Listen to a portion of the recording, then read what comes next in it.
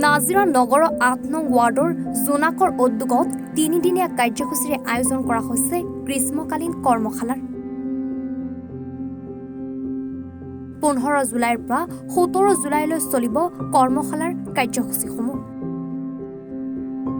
আজি কৰ্মশালাৰ শুভাৰম্ভণি কৰা হয় আইনী সজাগতা, চিত্ৰ, ভাস্কৰ্য, কবিতা আবৃত্তি, যোগ, ব্যায়াম, স্বাস্থ্য সজাগতা আদি বিভিন্ন বিষয়ক লৈ আয়োজন কৰিছে উক্ত কৰ্মশালাৰ।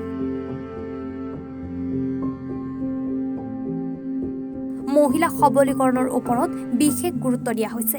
লগতে নৈতিক মূল্যবোধ আৰু নৈতিকতা, পেইণ্টিং আৰু ক্ৰিয়াভিত্তিক আৰ্ট, আবৃত্তি আৰু ৰাজহুৱা ভাষা কোৱা, কাহিনী কোৱা আৰু বৰ্ণনাৰ কৌশল, ইংৰাজী ভাষা আৰু যোগাযোগ দক্ষতাৰ বিষয়ক অধিক গুৰুত্ব দিয়া হৈছে উক্ত কৰ্মশালাত।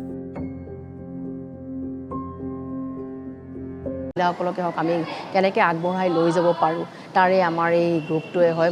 মই এটা চেষ্টা মোৰ ধৰক মই যাকে কিবা এটা যদি আমি সমাজলৈ কৰিব পাৰোঁ তাকে লৈ আজি 3 দিনীয়া কাৰ্যসূচী ৰাখিছোঁ। আছে যোগদান মাচল নাই ইয়াত আমাৰ এইটো আমি ফ্ৰী ৰাখিছোঁ। আমাৰ কোনো তেনেকুৱা হেৰি নহয়, আমি এটা ফ্ৰী কেম্পে ৰাখিছোঁ। Bureau report, as a news live.